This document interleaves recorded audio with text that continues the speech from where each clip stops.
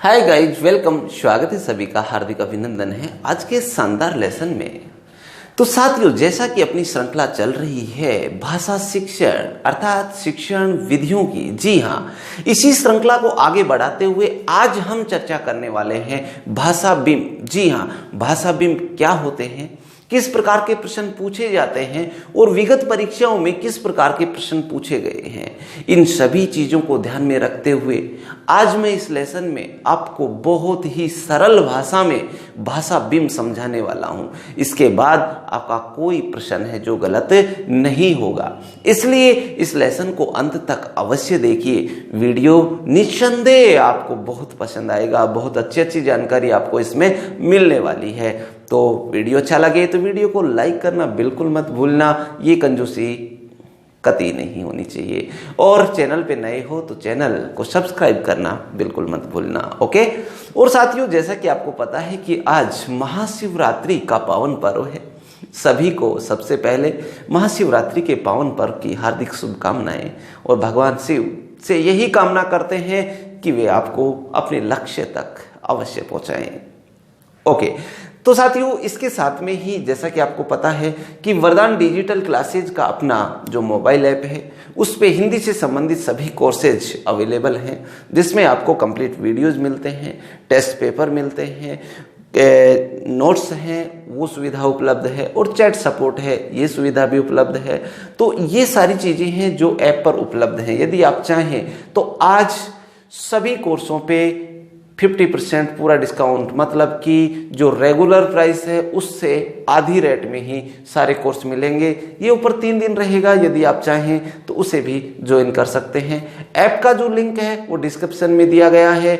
Instagram channel है हमारा, उसका लिंक भी डिस्क्रिप्शन में है। व्हाट्सएप ग्रुप को भी आप ज्वाइन कर सकते हैं, बहुत ही अच्छी अच्छी जानकारी वहाँ पर भी मिलती रहती है, ओके। तो आइए अब हम चलते हैं अपने इस लेसन की ओर। और आज का जो लेसन, जैसा कि आपको बताया मैंने, क्या है साहब, वो लेसन है हमारा भाषा बिंब। जी हाँ, भाषा बिंब। देखिए, सबसे पहले एक चीज समझना है हमें, क्या, जब भी हम किसी भी व्यक्ति को ले लो, चाहे किसी वस्तु को ले लो, चाहे किसी शब्द की बात कर ले, किसी ध्वनि की बात कर ले, जब हमारा सामना उनसे होता है ना, तो उसका एक चित्र, एक तस्वीर हमारे मस्तिष्क में आ जाती है और वो फिर स्थायी हो जाती है। उसे ही भाषा बिंब कहते हैं। क्यों? क्योंकि इसी से जो भाषा है उसका विकास होता है। कैसे? देखिए, समझना बात को। तो सबसे पहले मैं आपसे कहूं, किसी व्यक्ति, जैसे अपने घर में से ही किसी व्यक्ति को ले लीजिए आप, उस व्यक्ति की जो तस्वीर है, वो उसका नाम लेते ही आपके माइंड में उसकी तस्वीर आ जाती है कि हाँ भाई, ये व्यक्ति ये है, ओके। जैसे आपके पिताजी ले लीजिए, माताजी ले लीजिए, तो पिताजी माताजी का नाम आते ही आपके दिमाग में सीधी घंटी बजती है, पिताजी की तस्वीर, हाँ पहुंच गई, सीधा कनेक्शन हो गया। इसी तरह से किसी वस्तु का नाम ले लीजिए, किसी पुस्तक का नाम लेते हैं अपन, किसी गाड़ी का नाम लेते हैं, किसी का भी, तो उसकी तस्वीर सीधे हमारे माइंड में आती है। कोई भी शब्द है कि ये शब्द किस प्रकार से निर्मित हुआ है, तो उस शब्द की जो संरचना है वो हमारे मस्तिष्क में सीधी पहुंच जाती है। या फिर किसी ध्वनि की बात कहें, कोई व्यक्ति बोल रहा है तो आप आवाज सुनते ही आपके माइंड में चली जाती है, यार ये आवाज तो उस व्यक्ति की है। तो कहने का मतलब ये हुआ कि जब किसी व्यक्ति, वस्तु, शब्द, ध्वनि आदि से हमारा सामना होता है तो उसका जो चित्र है वो सीधा हमारे मस्तिष्क में पहुंच जाता है और फिर वो धीरे धीरे स्थायी हो जाता है, और स्थायी होने पर इसी से भाषा का विकास होता है, और इसीलिए इनको भाषा बिंब कहा जाता है। समझ में आई बात को? तो ये होता है साहब भाषा बिंब, ओके। एक बार मैं आपको ये परिभाषा है जो लिख करके बता देता हूं कि भाषा बिंब क्या होता है, ठीक है ना। तो ऐसे लिख सकते हैं हम, जब भी किसी व्यक्ति, वस्तु, शब्द, ध्वनि आदि से आदि से हमारा सामना होता है, हमारा सामना होता है, तो सामना होता है तो इनके चित्र हमारे मस्तिष्क में बन जाते हैं और स्थायी हो जाते हैं,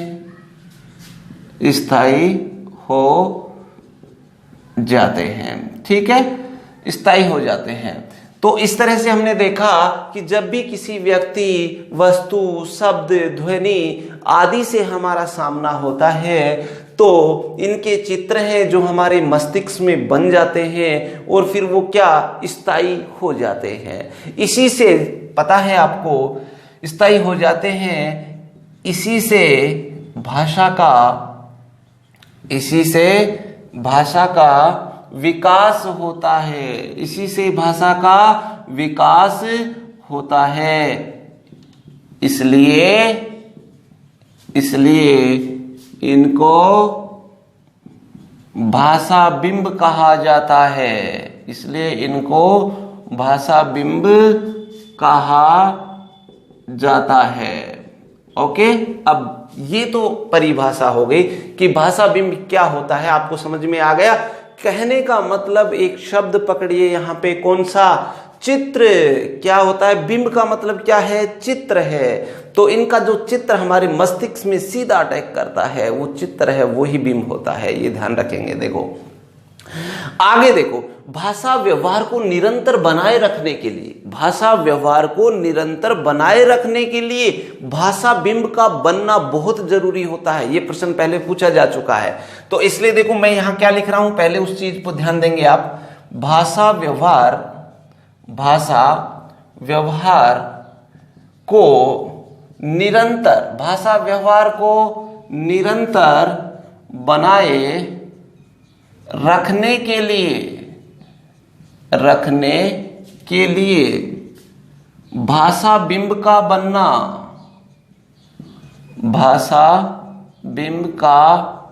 बनना अत्यावश्यक होता है, सब बहुत जरूरी होता है, अत्यावश्यक होता है।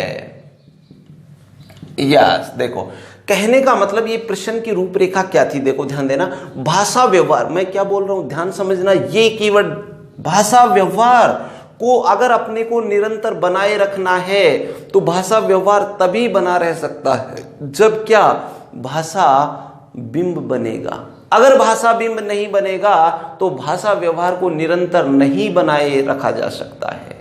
तो क्या समझे इससे, भाषा व्यवहार को अगर निरंतर बनाए रखना है तो उसके लिए भाषा बिंब का बनना बहुत जरूरी है। प्रश्न क्या आया था वो समझो। प्रश्न आया था कि भाषा व्यवहार को निरंतर बनाए रखने के लिए आवश्यक है, भाषा बिंब का बनना आवश्यक है, ये ध्यान रखना। ओके, तो निश्चित तौर पे आपको ये समझ में आ गया होगा। तो ये तो थी भाषा बिंब क्या होता है, इसका एक परिचय। अब हम बात करते हैं कि जो बिंब हैं, भाषा बिंब कितने प्रकार के होते हैं। तो उनके प्रकारों की अगर हम बात करें तो भाषा बिंब के प्रकार, तो साहब भाषा बिंब के जो प्रकार हैं वो होते हैं कितने, 4। कितने होते हैं, सामान्यतः इनके 4 प्रकार होते हैं। और ये 4 प्रकार कौन कौन से हैं, तो देखो सबसे पहले हम बात करें तो सबसे पहले एक आता है कौन सा, दृश्य बिंब। क्या कौन सा होता है, दृश्य बिंब होता है, ठीक है। दूसरी अगर हम बात करें तो दूसरा होता है श्रव्य बिंब। कौन सा होता है, श्रव्य बिंब। 2 हो गए। नंबर 3 की यदि हम बात करें तो नंबर 3 होता है साहब विचार बिंब। कौन सा होता है, विचार बिंब होता है। और नंबर 4 की अगर हम बात करें तो नंबर 4 होता है भाव बिंब। कौन सा होता है, भाव बिंब होता है, ठीक है। तो साथियों इस तरह से ये बिंब के प्रकार होते हैं कितने, 4।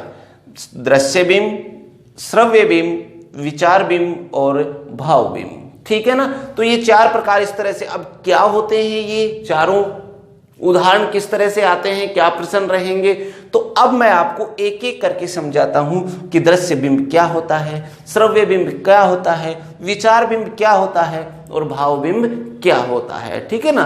तो आइए चलते हैं सबसे पहले हम किस पे, दृश्य बिंब पे, कि दृश्य बिंब क्या होता है। तो देखो हम बात करें सबसे पहले, और पहला बिंब कौन सा है, तो पहला बिंब है साहब कौन सा, दृश्य बिंब। अब समझो दृश्य बिंब क्या होता है। यस, पहले इस चीज को समझेंगे।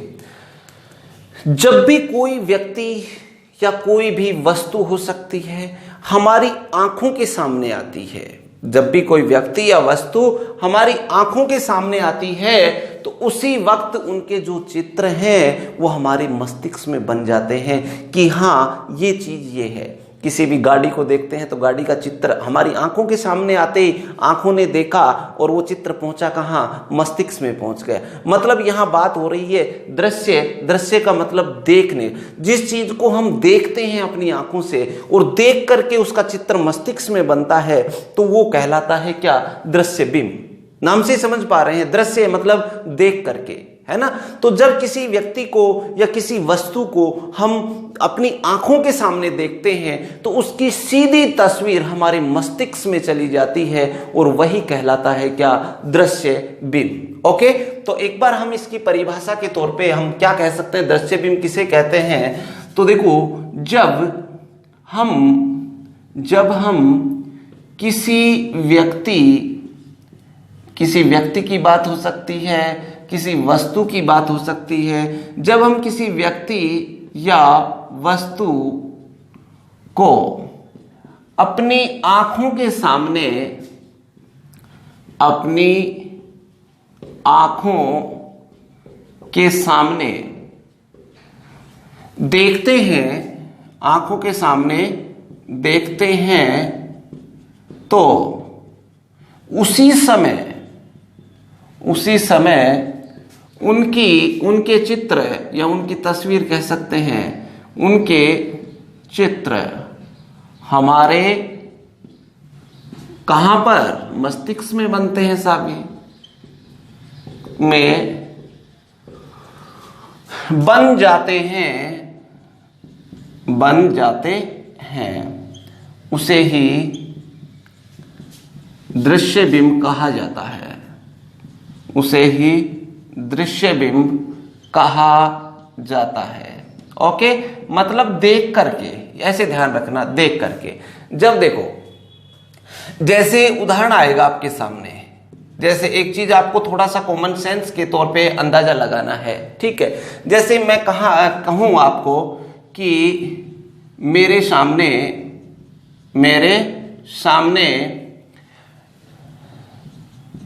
राधा नाच रही है, मेरे सामने राधा नाच रही है।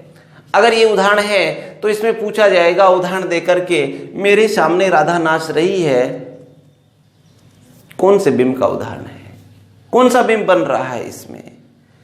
तो आपको थोड़ा सा अंदाजा ये लगाना है कि मेरे सामने, अपने सामने, अपन यहां बैठे हैं, अपने सामने क्या कर रही है, राधा नाच रही है, हम उसको देख रहे हैं ना, नाचते हुए।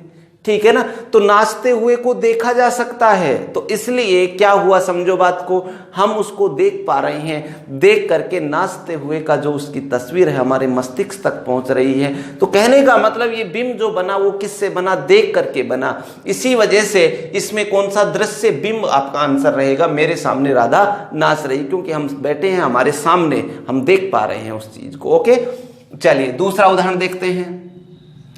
बहुत से उदाहरण, कोई भी उदाहरण ले सकते हैं। जैसे देखो, बकरी पानी पी रही है, बकरी पानी पी रही है। तो अब देखो, आप बकरी को पानी पीते हुए आप क्या कर सकते हैं, देख सकते हैं, सुन तो नहीं सकते ना, श्रव्य बिंब का मतलब सुनना होता है। तो दृश्य और सुनने में, दोनों में अंतर आप ऐसे कर सकते हैं। कैसे, दृश्य में देखा जाता है, श्रव्य में सुना जाता है, तो इन दोनों को डिफरेंस कर सकते हैं। बकरी पानी पी रही है, तो बकरी पानी पी रही है उसको आप देख सकते हैं, नहीं कि सुन सकते हैं। तो यहां कौन सा, यहां दृश्य बिंब का उदाहरण है। That's clear. तो समझ गए होंगे, जिस चीज को हम देख करके ये समझ पाते हैं वो दृश्य बिंब होता है। ओके, चलिए दूसरे बिंब की ओर चलते हैं। दूसरा बिंब है कौन सा? श्रव्य बिंब। कौन सा? श्रव्य बिंब। अब श्रव्य बिंब क्या होता है ये चीज समझिए। देखो हम मान लो पहले से किसी व्यक्ति को जानते हैं या फिर किसी भी चीज की बात कर सकते हैं हम, ठीक है, जिसको पहले से हमने देख रखा है, जिसके बारे में हम पहले से जानते हैं, लेकिन उस चीज की आवाज या उस चीज का नाम लेते ही उसकी तस्वीर आप तक पहुंच जाएगी ना। नाम लेते ही, ध्वनि सुनते ही, तो ध्वनि सुनने की बात हो रही है, इसलिए क्या है? श्रव्य बिंब होता है। जब ऐसे लिख सकते हैं हम, जब पहले से कोई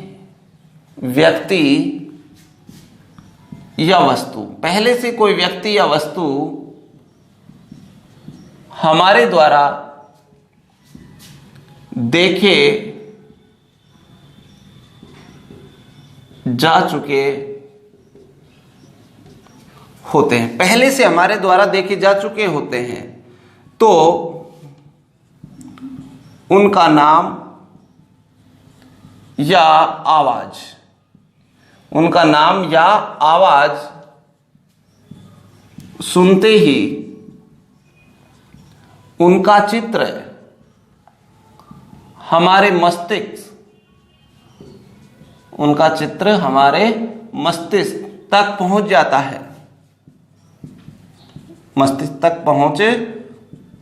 है, उसे ही श्रव्य बिंब कहा जाता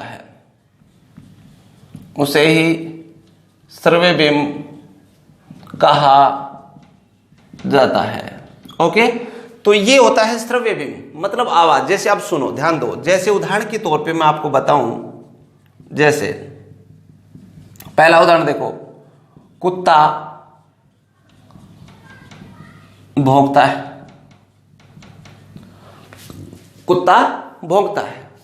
आपने पहले से कुत्ते को देखा है, आप यहां कमरे में बैठे हैं, गली से आवाज आई कुत्ते के भौंकने की, तो क्योंकि आपने पहले सुन रखा है कि कुत्ता है जो इस तरह से भौंकता है, आप परिचित हैं उसकी आवाज से, ठीक है, तो जैसे ही कुत्ता भौंकेगा आपके माइंड में सीधी बात पहुंचेगी कि ये कुत्ता भौंक रहा है।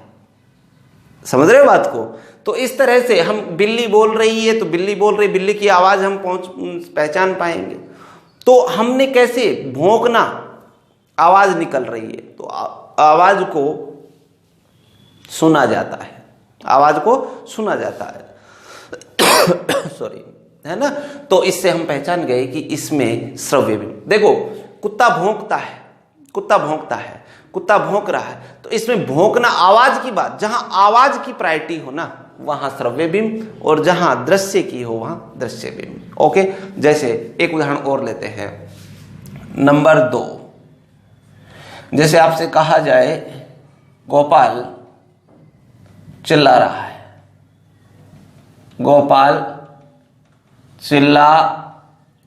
है। अब आप कमरे में बैठे हो, गोपाल आपका परिचित है, आप पहले से देख चुके हैं, उसे जानते हो, बाहर ही बोल रहा है, वो चिल्ला रहा है, तो चूंकि आप उसकी आवाज को पहचानते हैं तो सीधा आपके माइंड में गोपाल का चित्र बन जाएगा कि ये कौन है चिल्लाने वाला, ये गोपाल है। समझे बात को? तो इसलिए कौन सा बिंब बना? श्रव्य बिंब बना। अब बाहर अपन कमरे में बैठे हैं, कोई आके हमारा दरवाजा खटखटाए और आवाज लगाए, हम उसकी आवाज को तो पहचानेंगे कि नहीं? अगर हम पहले से देख रखे हैं तो हम पहचान जाएंगे उनको साहब, आवाज सीधी तस्वीर पहुंच जाएगी कि हाँ, तो इससे कौन सा बिंब बना? श्रव्य बिंब। कुल मिला के बात यह है कि जहां आवाज की बात हो श्रव्य बिंब और जहां दृश्य की बात हो देखने की वहां दृश्य बिंब। तो 2 बिंब हमारे क्लियर हो चुके हैं, ठीक है ना। अब बचे कितने? 2 बिंब बचे हैं, एक विचार बिंब और एक कौन सा? भाव बिंब। तो आगे हम चलिए देखते हैं विचार बिंब क्या होता है। तो देखो तीसरा जो बिंब है हमारा वो है कौन सा? विचार बिंब। विचार बिंब देखो साहब, विचार बिंब जो है इसमें जो हमने दोनों पढ़े हैं पहले, कौन कौन से? एक तो श्रव्य और एक दृश्य। इन दोनों है, उनकी दोनों की ही बातें रहती हैं इसमें। क्या क्या होती है समझो। देखो जब भी कोई भी श्रव्य हो सकता है या दृश्य बिंब हो सकता है, ये हमारे मस्तिष्क में इस प्रकार से बनने लग जाए कि हमें उसकी उपयोगिता, क्या शब्द बोल रहा हूं? उपयोगिता, ध्यान रखना, उसकी उपयोगिता है वो महसूस होने लगे तो उसे विचार बिंब कहते हैं। अभी समझाऊंगा, उदाहरण से समझ जाओगे कैसे। देखो क्या कह सकते हैं हम, जब किसी श्रव्य बिंब, जब किसी श्रव्य या दृश्य बिंब का चित्र हमारे मस्तिष्क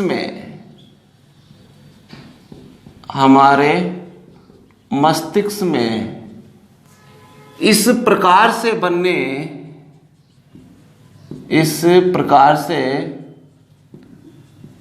बनने लगे कि उनकी उपयोगिता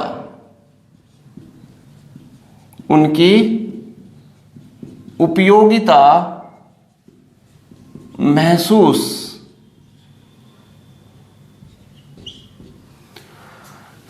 की जाए,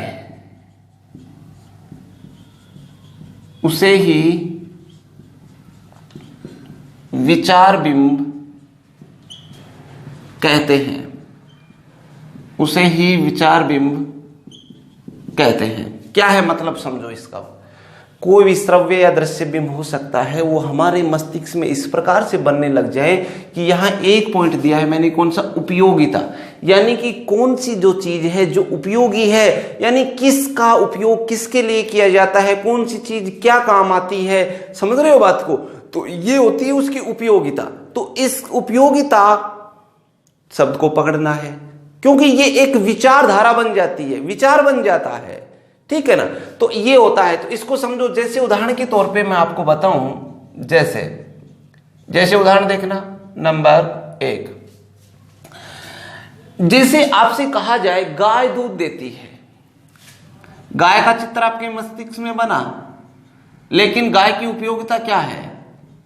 उपयोगिता ये है कि गाय दूध देती है, गाय दूध देती है, ये उस उपयोग में आ रही है। गाय चित्र तो हमारे माइंड में बन गया, लेकिन इसकी उपयोगिता कहां सिद्ध हो रही है? गाय को हम देख रहे हैं नॉर्मली तौर पे वो दृश्य बिंब है, लेकिन ये गाय काम क्या आ रही है, किस उपयोग में आ रही है? तो ये दूध देने के काम आ रही है, इसलिए यहां पर विचार बिंब आएगा, ध्यान रखना। ओके, उपयोगिता शब्द को पकड़ लेना यहां पे। चलिए दूसरा देखते हैं।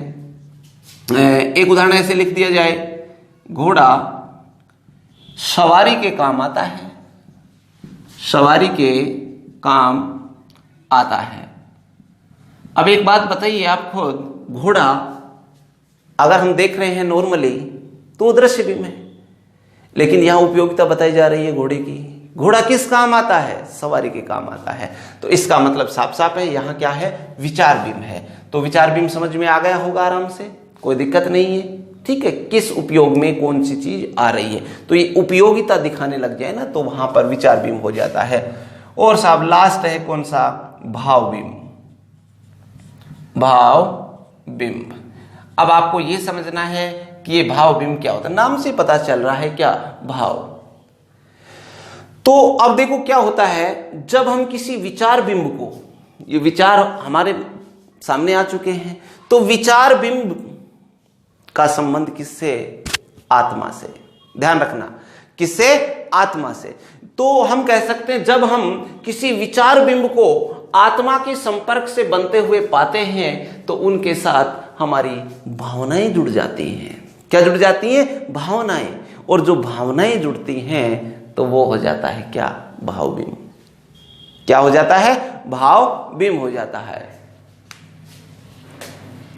जब हम किसी विचार बिंब को, ध्यान देना, विचार एक तरह से ये भी विचार ही होता है।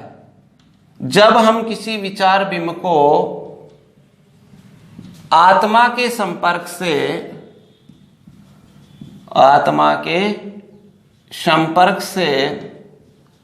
बनते हुए पाते हैं कि ऐसा कोई भी विचार बिंब जिसका संबंध आत्मा से है, तो आत्मा से बनते हुए पाते हैं तो उनका संबंध किससे हो जाता है? भावनाओं से, है ना। तो क्या कहा हमने? जब हम किसी विचार बिंब को आत्मा के संपर्क से बनते हुए पाते हैं तो उनका जुड़ाव, ऐसे कह सकते हैं, उनका जुड़ाव हमारी भावनाओं से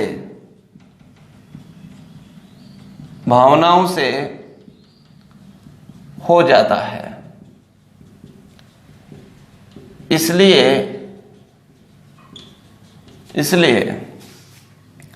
इसे भावबिंब कहा जाता है।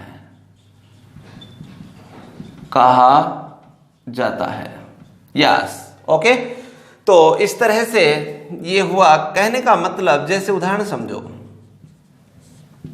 जैसे गाय दूध देती है, ये उदाहरण समझो, गाय दूध देती है, ये एक विचार हो गया, उपयोगिता है इसलिए, ठीक है। लेकिन हमारी इमोशनल भावनाएं, है ना, कि कैसा होना चाहिए, भावनाएं, तो भावनाओं के आधार पर अगर गाय को हम भावबिंब में बदलें तो क्या होगा? जैसे एक उदाहरण समझो, गाय हमारी माता है, गाय हमारी माता है। तो देखो, एक आत्मीयता और भावना जुड़ी हुई है इस चीज से कि गाय को किसका दर्जा दिया गया है? माता का दर्जा दिया गया। तो हमारी क्या जुड़ गई इनसे? भावना जुड़ गई है। गाय हमारी माता है, भावना जुड़ी हुई है। तो जहां भावना जुड़ी हुई हो वहां भावबिंब आएगा, ये ध्यान रखना।